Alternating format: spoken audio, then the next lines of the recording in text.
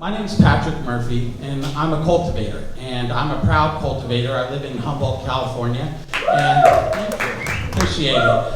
A few years ago, I brought the regulatory agencies onto my property, and I brought them on with greenhouses full. And the reason I did this is because I don't have a conscience about growing cannabis. It's something I'm proud of.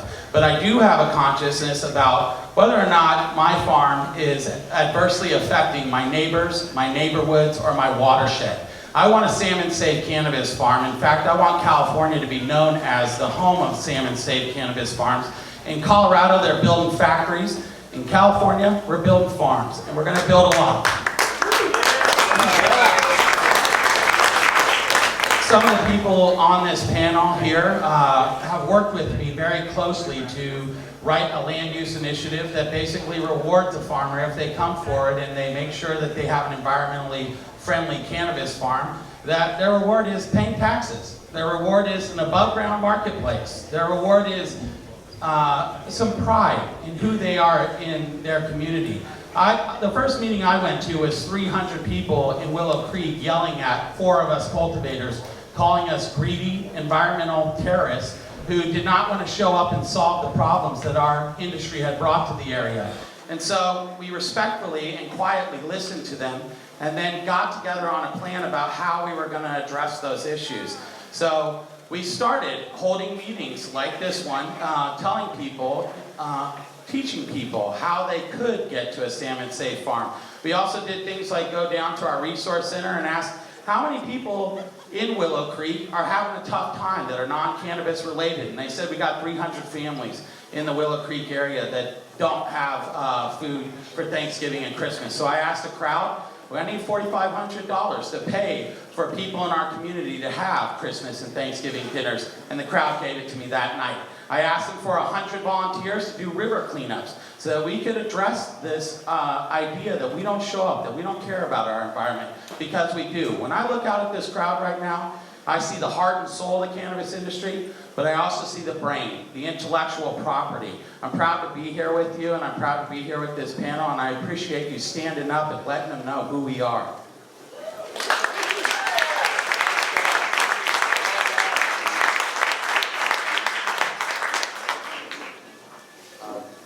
Hi, I'm Connor McIntee. I'm an environmental scientist for the North Coast Regional Water Quality Control Board, entity of the State Water Resources Control Board.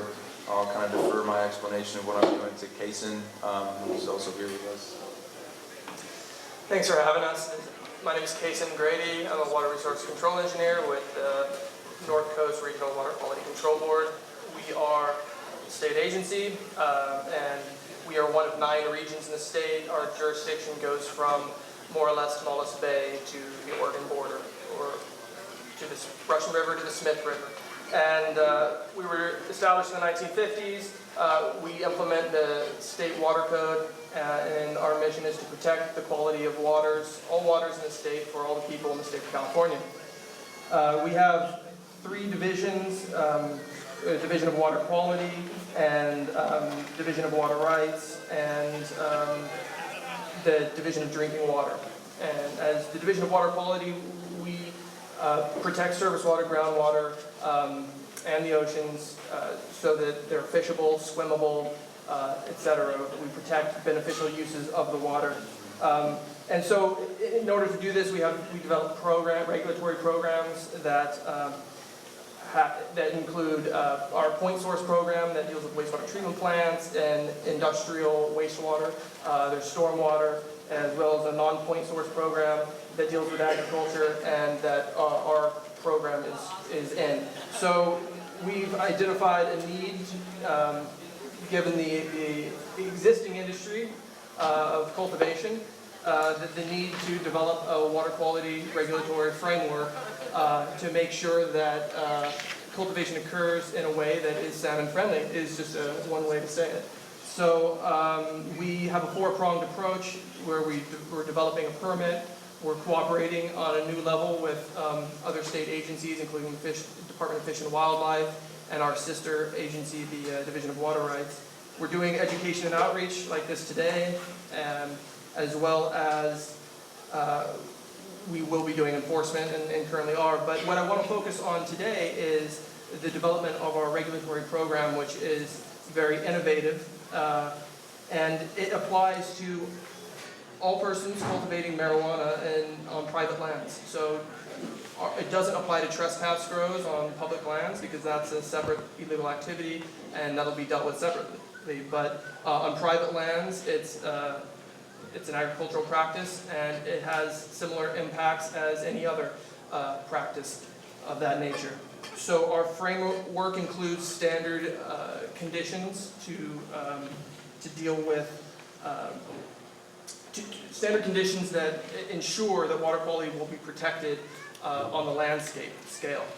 And those include best management practices on how to prevent sediment runoff from roads, how to maintain stream crossings, how to protect water quality from land development, including grading, and then there's agricultural specific conditions like nutrient management, water use, and pesticides, chemical storage, etc.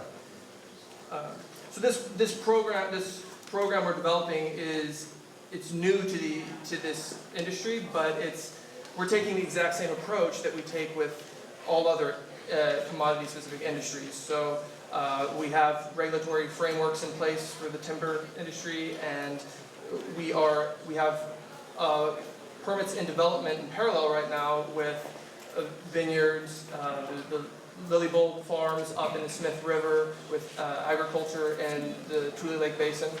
And so the strategy we're taking is very much the same as any other strategy that we employ at the Water Board, and I'm happy to get into that further. So the permit applies to all people that are growing on on private lands, and we have a tier-based structure that is a function of threat to water quality.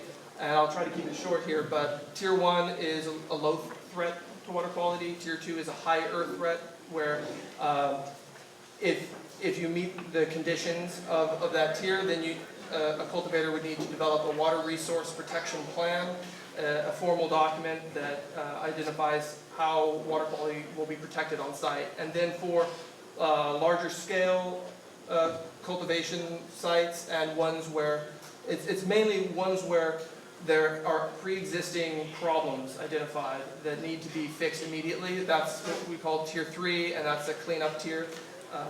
And there will be enrollment fees for each tier. But if anyone growing less than 6 at the current stage, in our draft permit, let me back up. So our program is draft right now, and we have a board meeting scheduled August 13th, and I hope everybody attends that and provides your comment. But on August 13th here in Sonoma County at the Water Board, we anticipate that our draft program will get adopted, and then come, as it's currently slated, November 15th, anybody who's covered under the program would need to be enrolled. And anyone cultivating less than 6 mature plants would not need coverage. More than that, then there's some parameters around Tier 1, the low threat tier, which include distances to streams, diversion of water in the low flow sensitive water season in the summer. So if diversions occur in the summer, then you wouldn't qualify for the low threat tier. There's other parameters with the low threat tiers, which have to do with size of cultivated area at 2,000 square feet, as well as property slopes 35%. So anything beyond those parameters would bump a cultivator into Tier 2, which would require a plan. And then if problems are identified, then they'd be in a cleanup tier. That's the general framework. We have also included the concept of third-party programs being developed to facilitate participation in the program. So they can be an intermediary in concept between the state and the cultivator. It's a very broad framework at this time. We currently do not have any state water board certified third-party programs, but we are in the process of collaborating and working with entities and third parties that are already established, already have expertise, and developing agreements and approval processes so that they can be approved by our program and facilitate enrollment, implementation, monitoring, etc.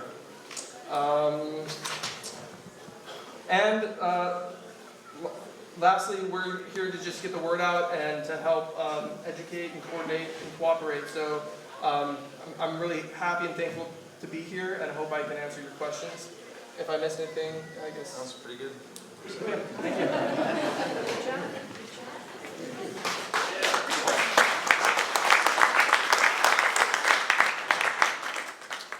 My name is Chris Van Hook. I run the Clean Green Certification Program. I'm also a medical cannabis compliance attorney.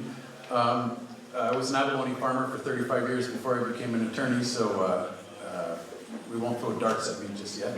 But we also have two companies. One is Global Culture, which is a USDA accredited organic certification company. And we certify farms and ranches and food processors, body care lotions, baked goods, edibles, from under the USDA organic program from Los Angeles up to Seattle, from the beach over to Wisconsin. And we're in about 7 different states. Again, there's only 84 entities globally that have made it through that process to become accredited by the USDA. So it's not an easy process to get through. And that's where I think the cannabis industry often is low on qualifications when people say something. I think we've got both the state qualifications and the federal qualifications to do that. But it was back in 2003 at the request of the cannabis industry, I was asked, can you certify my cannabis as organic? I said, I don't know. I'll ask the head of the organic program. He said, yes, go ahead. But the head of the federal program said, no, it's not an it's not a federally agriculturally recognized crop. So there actually is no organic cannabis. And really, people that say that their cannabis is organic, this never goes over well, but it's sort of like screaming to the world that I actually know nothing about the organic program. So there is no organic cannabis. There is that is why we were asked to develop the Clean Green Certification Program. We use the same staff, we use the same lab, we use the same procedures, and it's the only nationally recognized medical cannabis, recreational cannabis program that will fully train farmers and processors, not for some guidelines or hypothetical rules we've made up, but for the rules as they actually exist. So a Clean Green certified grower will be trained and qualified to move right into the USDA organic program as it becomes federally legal. And I think it's still the only program of its type in the country. And I hope we get back to the organic question about indoor cannabis later, but I think this is an introduction, so I'll pass it over to Noah. Thank you.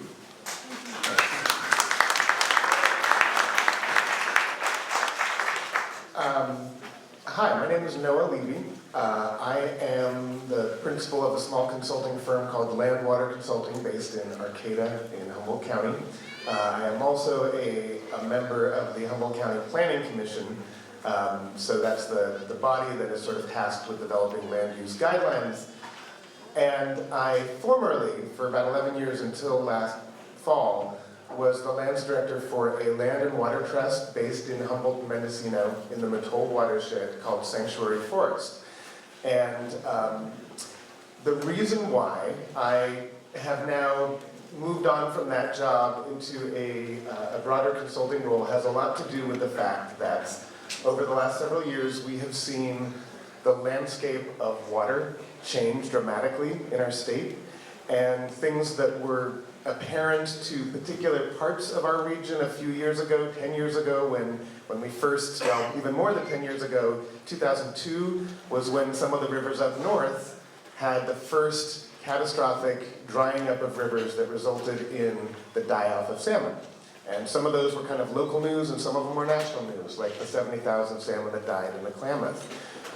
That's actually when the land trust that I have been working for kind of changed our focus from just conserving land and terrestrial habitat and redwood groves and things like that, to recognize that so much of what we were doing was actually to try to help create healthy watersheds for fish. And without stream flows, without summertime flows in those creeks, those fish would die, and all of the other protections and habitat improvements we were doing would go for naught. Now, I know that we are a long way from the Lost Coast, and around here, you know, that the population densities are much greater, the agricultural activities are much more intense. But what has become so apparent to me over the past 10 years is just how much this is a region-wide challenge. And I really see water as being the great disruptor of our, you know, way of doing things, our way of doing agriculture, our way of developing land use policy. And I see the coincidence of cannabis coming into really the first major steps of legality and regulation at the very same moment that we were in a historic drought as being a tremendous opportunity, actually. It's a challenge, and at times it has been a challenge that has unfairly, I think, resulted, at least up in the Emerald Triangle, up in Humboldt and Mendocino, as people fingering the pot growers, the sort of unquantified hundreds of green rush horde up in the hills as being the cause of the problem that has caused our rivers to dry up and our fish to die.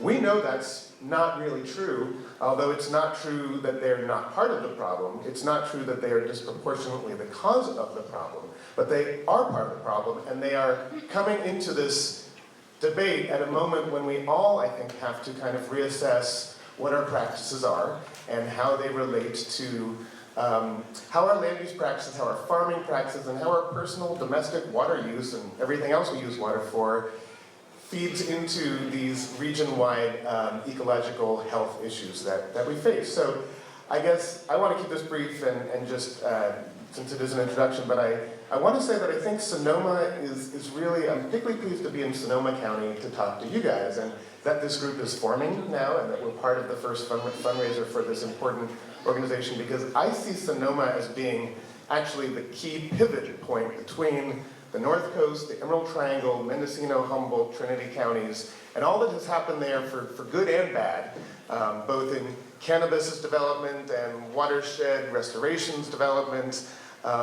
Down here, you have the same kind of landscape, really. You have many of the same issues and challenges in balancing how people meet their needs in a context of diminished water. But you also have the weight, the political weight, the economic weight of a population center, of a very lucrative grape industry, wine industry, and cannabis, I think, has the opportunity to be a sort of segue between our regions and help us all figure these out better.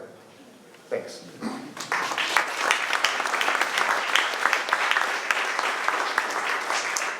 So now we're going to open this up to some questions that we had beforehand. And one of the questions that had been brought up was, what are the direct measurable impacts that you're seeing from synthetic nutrients and pesticides in our environment? Are you seeing any measurable amounts in our waterways right now?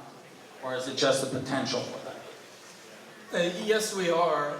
In the state of California, I just, in prep for this, I checked out the SCGA website with regards to TMDLs and the number of causes of impairments to water bodies within the state of California.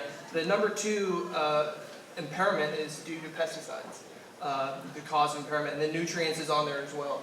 So the without getting into the whole complex process of impairment listings and all of that, the direct measurable impacts for nutrient inputs into waterways have to do with eutrophication, reduction in dissolved oxygen, changes in benthic macroinvertebrates. There's a whole process of bioassessment in our creeks where you can see changes in the ecosystem as a result of nutrient and pesticide impacts in our waterways. And that's generally speaking for, just pesticides on any kind of agriculture. Or in the water body from any industry. But then, so that does remind me though, I was looking on the same website. So US EPA identified that California probable sources contributing to the impairments, and this is as of 2010. I was just looking down the top in terms of miles of rivers and streams. Agriculture was on there at 16, well, call it 17,000 stream miles.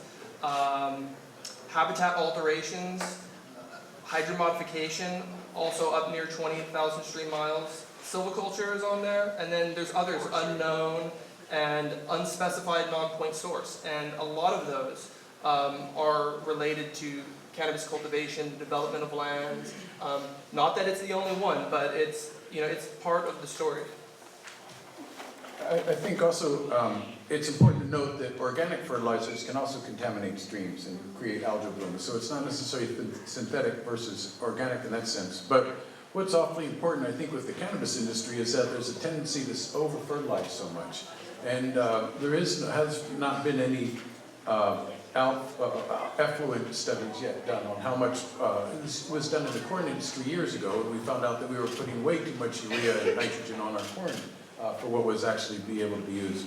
But with synthetic pesticides and insecticides, it's beyond just the watersheds. You've got worker safety, and also you've got the fact that there are no registered synthetic insecticides or pesticides registered for cannabis. So not only is it breaking federal law to be using synthetic insecticides and pesticides on cannabis, it's also a whole workers. If you just turn the bottle around and you read the labels, often like Eagle 20, which is the one that we most often find in our testing, microbutanol.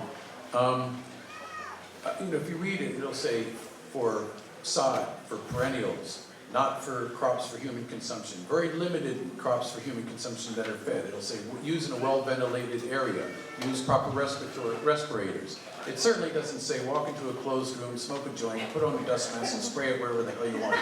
So the one thing is that we need to do, I just heard that occurred, that's all. But so, the whole widespread pesticide use is not only worker safety, environmental safety, and then what the hell are we smoking this? So there's this whole way of farming in this unregulated industry, and nobody can deny it. Everybody knows that illegal pesticide and insecticide use, milicide use is rampant in the weed industry. Everybody likes to say we want to save the salmon, we want to save the world, we're wonderful. But the reality is that we've got a very, very dark side that we have to bring out in the open, and as we become regulated and legalized, it will bring it out in the open, and then we'll be able to be a much more responsible industry. That's nicely said, and I'm going to double down on that. I'm a commercial farmer. I'm a commercial cultivator. I have about 10,000 square feet. And I feed my plants. I till my plants in January, and I put plastic down. And I let it heat up, kill pathogens. It's all organic what I put in there. I cannot be certified organic like Chris said. But I don't feed my plants anything but compost teas. I don't use any fungicides but compost teas. I don't use any insecticides but compost teas. There is definitely a way that you can do this without using synthetics. Similar to grass-fed beef, they take more care in their product and they demand more for the end result. That is what you can get by doing that. And that kind of leads into the next question, which is how can farmers transition into sustainable cultivation practices without risking quality and yield? And I'm just going to start it off with saying, if you want to grow lots of boxweed, then move to the Central Valley and grow a ton of crap. But if you want to grow a product that is a higher end product that is world renowned, take care in what you do. There is absolutely no substitute for yield and quality. It is about quality, not quantity. And so that's that from the farmer's perspective, that's my part. But I think that there's lots of ways, and I'll pass it down to Chris. Well, transitioning from synthetic to organically managed. You're not allowed to call it organic, you're allowed to say it's managed organically. When we started certifying cannabis under the Clean Green program in 2003, everybody said, you can't grow cannabis organically, you can't grow cannabis organically. And since that time, a Clean Green certified grower has won the San Francisco High Times Medical Cup in 2010, 2011, 2012, 2013, and 2014. They've won the Emerald, placed in the top 5% of the Emerald Cup every year since we've been certifying, placed a couple first places last year. won the Golden Tarp Award, first place last year, won the Patient's Choice 2012, 2014, San Francisco Patient's Choice. Dope Magazine's Judge's Choice out of Seattle, 2014, third place in the Seattle High Times Medical Cannabis Cup. So these people are growing the world's finest cannabis using organic methods. And you are absolutely correct in what you need to do. If you're farming organically, you need to be, whether it's tomatoes, broccoli, or cannabis, you need to be a more active manager. You just can't go out and say, I'm going to spray everything today and I won't see a spider mite for 6 months. You've got to be watching more carefully. You've got to be much more aggressive. And there was a question earlier today about, is there indoor organic cannabis? And the answer there is that the USDA organic program will probably never allow indoor cannabis to be certified as organic because there's certain protocols. It needs to be in soil, it needs to be under the sun. But that doesn't mean that we probably certify 50% of our cannabis in the Clean Green program is indoor because they're using organic methods. Indoor farmers are doing absolutely wonderful things with reducing their carbon footprint, with reducing their energy consumption, massive, wonderful things with rejuvenating their soils, reusing their soils, and pest control. Pest control by cleaning out the rooms more carefully between crops, by dipping all your pots in light bleach solution, freshwater rinse, going to the empty room between crops, make sure that you have a break so that you can empty the room between crops. Spray it down with the light bleach solution, leave that on the walls, then go ahead and wash down all your pots, etc. They would get a freshwater rinse. And then I've seen incredible things. Of course, compost teas are magnificent, indoor or outdoor. That can be your sole fertilizer, that can be a major component in your pesticide program. But the other thing is that I've seen incredible things indoors with predator insects, predator mites. The one big innovation I saw this year was you put a screen on the outflow, so you don't just suck them all out. But if you have like a mosquito mesh on your outflow so that you can keep your insects in. There was actually at one farm where they were actually getting some insects reproducing within their place. Now those things, predator mites and insect control does not take it out of control situation and bring it under control. You have to implement it before it gets out of control, which means you've got to be looking more carefully. You've got to be noticing before your naked eye whether or not you've got a spider mite or a broad mite problem. The other problem is that the single largest problem that people do is that they get cuttings from here, there, and they take them all into their grow room. If you do that, that's the single largest way to bring hoof diseases in if you're a dairyman, if you're bringing cows from different places. That's the single largest source if you're an abalone farmer, to bring abalone from everywhere. So if you can control what comes into your farm, and if you have to bring new strains in, then put them in a quarantine room somewhere. Make sure that they're completely pest-free before you bring them in. Soil-borne gnats, the one gnat that lays their eggs in the soil. Fungus gnats, everybody's seen, a half inch of diatomaceous earth will cut them as they walk up. So there absolutely are magnificent ways to grow indoor and outdoor, light depth or full season, using organic methods. And but it just takes a more active farmer to be more involved in their product. The other thing, quantity. Yes, you might not get X number of pounds per light if you switch to organic, but you're going to get a much better product. You're going to get and as this industry matures, people are going to be asking for that now. And you're going to get a better price. Last year, the Clean Green certified cannabis, outdoor cannabis, averaged between $1,800 and $2,200 a pound, and it was sold all gone by mid-April. So that gives you an idea. Now this is, outdoor. We certified about 18,000 pounds last year in California, Colorado, Oregon, and Washington. So if we've got Mendocino and Humboldt County, their certified outdoor cannabis was gone by mid-April at $1,800 to $2,200 a pound. So there is a market for it, and that's where you need to go. You need to find out what you actually need to make and concentrate on turning down the quality. And the way you're doing it in Willow Creek is an exemplary model of how to reduce your runoff, reduce your carbon footprint, and grow a high-quality product. So that was my comment there. Thank you.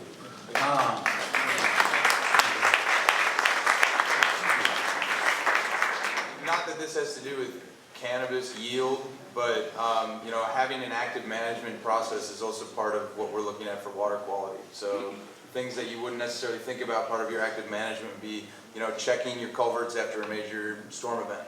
You know, it's gonna, if you want to maintain your property as well as your product, you know, and have kind of the lowest impact possible. You know, like looking for large debris that's going to plug up your culverts, that's going to then cause sediment and erosion to happen on the back end of it the next time a storm comes through. So like checking for those kinds of things is also going to help just as a holistic piece of your entire property, and I know there's a large part of it is the focus on the product itself, but you know, looking at your property in that same manner of catching the problems before they get bad, because once they get bad, then there's going to be more of an impact, you know, from the amount of work that it's going to take to fix those problems. So doing a little bit on a daily basis is going to go a long ways to preventing, you know, larger scale issues that you're going to see on your property. So I wanted to add that. I also want to thank the environmentalists on the North Coast from this region all the way up to Ashland. They've done an incredible job of restoration in a legacy problem, which was the timber industries and the roads that were left behind. The cannabis industry is not going to complain or point fingers at other industries. We are simply going to step up and fix those problems. But we are not going to allow years of work by NOAA and other environmentalists to go by the wayside simply because we are not holding in educational forums like this to allow growers best management program. This is an interesting crowd. It says, this one I don't want answered by the panel. It says, was cannabis brought here to Earth by ETs, and is cannabis used on other plants? I just thought that was interesting. I want to get back to it. Patrick, I plan to speak on that. You know, the damage done by the cannabis industry is because of a lack of 3 permits. And these are permits that no matter what farm you had up in the hills or down in the plains, they would still be relevant.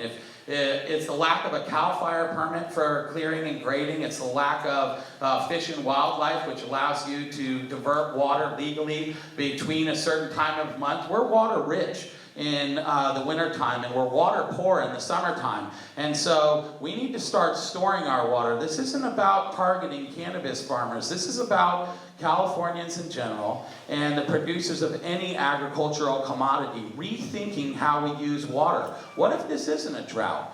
What if we're in the middle of a weather change? It's not the correct time right now to study the cumulative impacts of the cannabis industry on the environment, but what it is a low watermark to allow us as a community to put in the infrastructure to make sure that when we get to these rough times that you have the water stored over the summer, that you're not impacting cold water input. I'm a fisherman and I'm a cannabis farmer, and I want to be able to do those both with my children and their children's children. I want cannabis to become an industry that lasts 500 years, and we will only do that if we do not write the rules for next year or 5 years down the line, but for 25 years down the line, that we show how responsible that we are.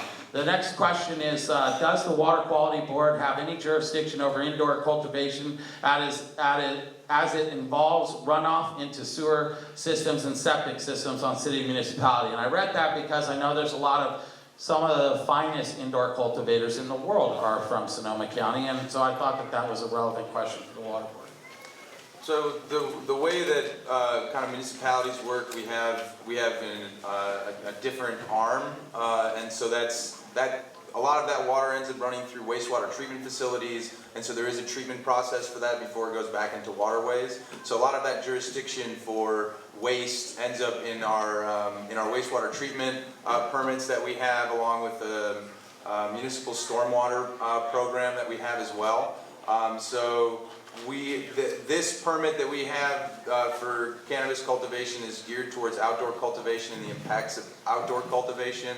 The indoor aspect is just simply not a focus of that. We've kind of taken off a large chunk by dealing with the impacts from outdoor cultivation at this point. But that being said, there are, the way that some of the wastewater treatment facilities work, and I can just talk about it from like the brewing aspect of it. There's waste from the brewing industry that ends up in the wastewater treatment facilities, and the influx of new breweries has been creating some hardships for wastewater treatment facilities to meet their standards. We have stringent standards. There's minimum penalties if they don't meet the standards. The wastewater treatment facilities don't meet their standards. And they're looking at some of those industries that are coming up that haven't been around before, adding those impacts into their facilities. And so, likely once there's more of an understanding of some of those impacts with indoor cultivation, there'll probably be amendments possibly from the wastewater treatment facilities themselves requiring pre-treatment on your own sites. Otherwise, we are looking into developing a pre-treatment site as well, so water pre-treated before it ends up into the wastewater treatment system. So that's something that's more in development and it's going to be a little bit down the line. I don't know if that answers. I think it's a good answer, but it's important to point out that to broaden that, you put quite a few parameters around that, Patrick. So, but indoor cultivation that's not associated with municipal discharge and municipal water supply has this potential to have the same water quality impacts as other outdoor cultivation practices. The one main difference I can think of is if you're indoor, you're not going to have stormwater running onto your plants and then have stormwater runoff. But the site development and clearing, the hydromodification, the concentration of flows from the impervious surface associated with a indoor area, if it doesn't have the appropriate low impact development, slow it, spread it, sink it, management practices on site, then it could create water quality problems. So our current permit has left the possibility open for, say, rural indoor cultivators to be covered under the permit, but I would have to agree with Connor that it's definitely not the focus of this program. But yeah, so if you're like in the middle of a city block in an industrial part of town, then you're going to be less likely. It's kind of more of the rural aspects of it. So if you're creating new roads and having those other things, so it kind of would be site specific as to where your impact would be. So we're actually at the end of our time allotted for this panel, and I wanted to thank everybody. I do have a stack of questions here, and if it's okay with this panel, we'll step outside, and we're here to answer these questions. I want to thank you for stepping up and investing in yourselves, in your community, and your watershed, best management practices. I want to thank Connie and the Sonoma Growers Alliance. Incredible event. Thank you very much.